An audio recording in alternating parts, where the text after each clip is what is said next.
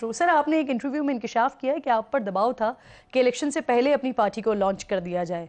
Sir, ये दबाव कहाँ से था, किसकी तरफ से था? दबाव जो हम लोग इकट्ठे बैठे जिन्होंने ये फैसला किया कि हमें जमात बनानी चाहिए, उसके अंदर एक ज़्यादा दबाव था कि हम जमात को लॉन्च कर दें इलेक्शन से पहले। पार्टी के अंदर से ही? पार्टी के अंदर से। ठीक। सर, आपकी और मिफ्ता इस्माइल साहब की जो पूरी सियासत है, पूरी पॉलिटिक्स है, वो पाकिस्तान मुस्लिम लीग नून का हिस्सा रहते हुए गुजरी है।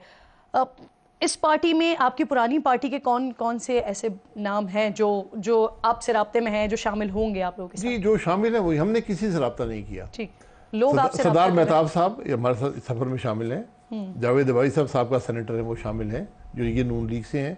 ज़हीम कादरी साहब जो 8-10 साल पहले नून लीग छोड़ गए थे लाहौर से, वो शामिल हैं। राना जायद तौसीफ साहब फैसलाबाद से 99 में नून के MNA थे, फिर नाजिम थे फैसलाबाद से, वो शामिल हैं। दानियाल अजीज साहब नहीं हैं। सलाउद्दीन साहब हैं, MQM के MNA थे कराची से, वो शामिल हैं। जफ़र मिर्ज़ा साहब जो PTI के वज़ीर थे, वो शामिल हैं। ये सियासी लोग हैं। बाकी 17 फाउंडिंग मेंबर्स हैं। बाकी जो हैं वो नॉन पॉलिटिकल लोग हैं, लेकिन अपने शोबे में एक हैसियत रखते हैं। कारकुनान की हैसियत से आप कह सकते हैं उनको, पार्टी में पार्टी का हिस्सा है। कारकुनान की हैसियत से आप उन्हें कह सकते हैं, या रहनुमाओं की हैसियत से? नहीं, वो डेप्थ है पार्टी की। बिल्कुल ठीक। जो एजुकेशनिस्ट हैं, जो लॉयर हैं, जो एक्टिविस्ट हैं, मुख्तलिफ जी, वो हमारी पार्टी की डेप्थ है। तो अब मजीद लोग भी शामिल हैं जी, लेकिन आहिस्ता आहिस्ता। सर, इलेक्शन से पहले 1-1.5 साल पहले की बात है, मुस्तफ़ा नवाज खोकर साहब यहीं पर बैठे हुए थे, इंटरव्यू कर रही थी, तो उन्होंने कहा था कि हम चाहते हैं कि एक पार्टी बनाएं जिसको लीड शायद खाकान अब्बासी साहब करें। अब फाइनली वो देख रहे हैं कि पार्टी का नाम भी आ गया सामने, पार्टी लॉन्च भी होने जा रही है 6 जुलाई को, लेकिन मुस्तफ़ा नवाज खोकर साहब कहीं नजर नहीं आ रहे हैं। जी, जो सोच थी उसमें रूए हम तीन लोग थे। वो चाहते हैं कि मैं अपने हल्के में लोगों से ज़रा मशवरा मजीद कर लूँ। सबसे बड़ा मसला जो आदमी हल्के से सियासत करता है, आपको मुशावरत चाहिए होती है अपने लोगों से। मैंने इलेक्शन नहीं लड़ा था तो मेरी मुशावरत वहीं पर हो गई थी। वो तकरीबन 6-8 हफ्ते मुझे बहुत दबाव था कि मैं इलेक्शन में हिस्सा लूँ। मैंने अपनी दलील लोगों के सामने रखी, उन्होंने काफ़ी हद तक कबूल की। यही तो मेरा सवाल है सर कि वो तो आपसे पहले पार्टी बनाना चाह रहे थे। उन्होंने इलेक्शन लड़ा है ना, 2 हल्कों से इलेक्शन लड़ा है, और वो चाहते हैं कि अपने हल्के के अवाम से ज़रा एक वसी मशवरा कर लें, अपनी फैमिली से मशवरा कर लें ये, और उसमें कोई रुकावट अगर उन्होंने समझा कि वो सफ़र में शामिल होना चाहते हैं, उनका मैं बहुत एहतराम करता हूँ। बासलाहियत आदमी है, और मुस्तकबिल में मैं उनको पाकिस्तान में एक इम्पोर्टेंट पॉलिटिशियन देखता हूँ मुस्तकबिल में। कितना समझते हैं आप, कितने % इस बात का इम्कान है कि वो जो मुशावरत हो रही है उसका जो फैसला आएगा वो इस हक में आएगा कि पार्टी को ज्वाइन कर लें? वो देखिए, ये उनका फैसला है, सियासत उन्होंने करनी है। अगर वो ये समझते हैं कि इस जमात के साथ उनकी सियासत बेहतर होगी, तो मेरा ख्याल है, मुझे पूरी उम्मीद है कि वो इस सफर में शामिल होंगे। उनकी सोच हमारी सोच में बहुत मुताबिकत है। अच्छा सर, अब तक शामिल ना होने में कोई इख्तलाफ शामिल नहीं है, सिर्फ एक यही वजह है कि मुशावरत कर लें। मुशावरत उनको वक्त चाहिए। सर, मोहम्मद जुबैर साहब के हवाले से भी कुछ इत्तलात आ रही थी, कोई बात इस तरह से हो रही थी, ज़बान ज़्यादा आम थी कि जब आप पार्टी बनाएंगे तो मोहम्मद जुबैर साहब उसका हिस्सा होंगे, लेकिन कल रऊफ हसन साहब कहते हैं कि वो PTI में शामिल होना चाहते हैं। मुझे इसका इल्म नहीं है, लेकिन मैंने कहा ना, हमने किसी से जाकर रब्ता नहीं किया। जिन दोस्तों ने कहा कि हम सफ़र में आपके साथ शामिल होना चाहते हैं, वो हमारे साथ हैं। इसके बाद हम जब जमात बन जाएगी, हम जाएंगे, जमात को ग्रो करेंगे, लोगों से बात करेंगे, इलेक्टेबल्स भी जो हम समझते हैं अच्छे लोग हैं उनसे बात करेंगे, दूसरे लोगों से, जो बहुत से लोग जो सियासत में नहीं हैं वो शामिल होना चाहते हैं। सर, कल की बात है, PTI के सेक्रेटरी जनरल हैं उमर अयूब साहब, उन्होंने जब वो फैसला वगैरह आ गया, फिर उसके बाद उन्होंने अपने ओहदे से इस्तीफे की बात की, फिर हुई उस इस्तीफे को मुस्तरद किया गया। क्या आपको इसके पीछे वजह लगती है? कोई दबाव लगता है आपको, या PTI के अंदर एक रिफ्ट चल रही है, उस तरह का कोई आपको दबाव नज़र आता है?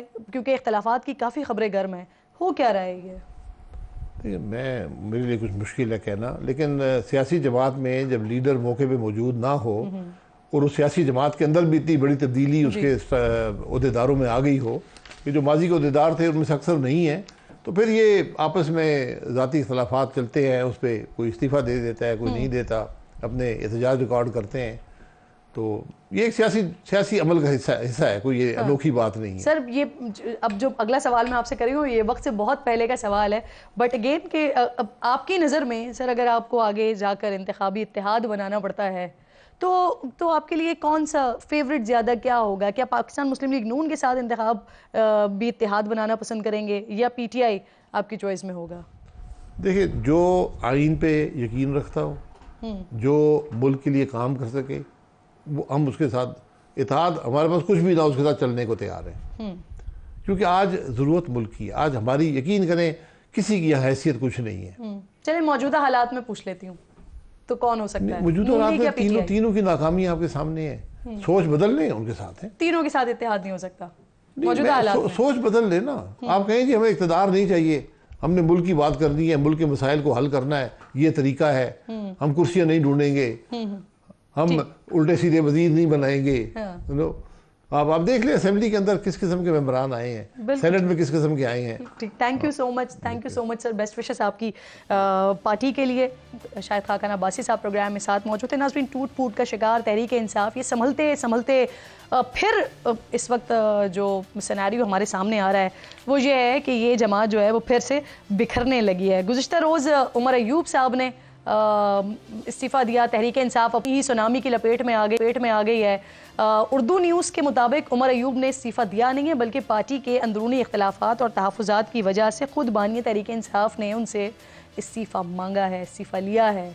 पार्टी इख्तलाफात इस हद तक बढ़ गए हैं कि 2 दिन पहले इद्दत केस के फैसले के बाद कारकुनान ने उमर अयूब और फैसल जावेद को घेर लिया था। कारकुनान बानी तहरीक इंसाफ की रिहाई के लिए धरना न देने, सड़कों पर एहतजाज न करने पर रहनुमाओं से सवाल करते रहे। इसी दौरान फैसल जावेद और उमर अयूब को कारकुनान की तरफ से धक्के भी पड़े और फौरी तौर पर उन्हें वहाँ से जाना भी पड़ा। ये वही मौक़िफ़ है जो तहरीक इंसाफ के नाराज़ अरकान का है।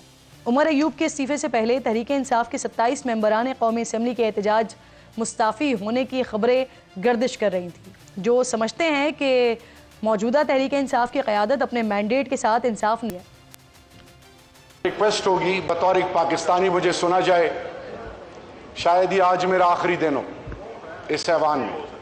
इसके बाद रुकने कौमी असम्बली शानदाना गुलजार ने भी ट्वीट किया कि अगर शहरियार आफरीदी ने इस्तीफ़ा दिया तो वो भी मुस्ताफ़ी हो जाएंगी। लेकिन बाद में शानदाना गुलजार ने यह भी कहा कि PTI की सियासी कमेटी में बड़े मशकूक किरदार हैं। तहरीक इंसाफ के चंद अरकान इस्तीफ़ा देने को तैयार हैं, इसकी तस्दीक खुद सेक्रेटरी इत्तलात भी कर रहे हैं। और इसी दौरान शेर अफजल मरवत ने भी कौमी असम्बली की रुकनियत से मुस्ताफ़ी होने की धमकी दी है। तहरीक इंसाफ की मौजूदा क़यादत का नाम लेकर तनकीद की है, उन्हें कब्ज़ा माफिया करार दिया है। उमर अयूब के इस्तीफ़े के बाद उन्होंने शिबली फराज से पार्टी ऑफिस और सेनेट में कायदे हिज़्ब इख्तिलाफ दोनों से मुस्ताफ़ी होने का मुतालबा किया है, जिसके जवाब में शिबली फराज ने शेर अफजल मरवत को गैर अहम करार दिया है। उर्दू न्यूज़ के मुताबिक सिर्फ सेक्रेटरी जनरल ही नहीं बल्कि पाकिस्तान तहरीक इंसाफ में पार्टी चेयरमैन और वज़ीर आला खैबर पख्तूनख्वा की तब्दीली भी ज़ेर गौर है। PTI चेयरमैन के लिए साबिक़ सदर आरिफ अलवी, जबकि सेक्रेटरी लिए पंजाब से किसी मुतहर्रिक नाम को उसको गौर किया जा रहा है। इन इख्तलाफात की खबरों में पार्टी सदर परवेज़ इलाही खामोश हैं। जेल से बाहर आने के बाद भी वो साइडलाइन नज़र आते हैं। गुज़िश्ता दिनों उनकी चौधरी शुजात से मुलाकात की खबरें आई, लेकिन उनकी अहलिया इसकी तरदीद कर दी है।